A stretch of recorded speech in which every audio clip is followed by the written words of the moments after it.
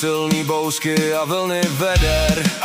No to mě fakt poser, v sobotu se otevřelo přes 300 nepřístupných zahrad.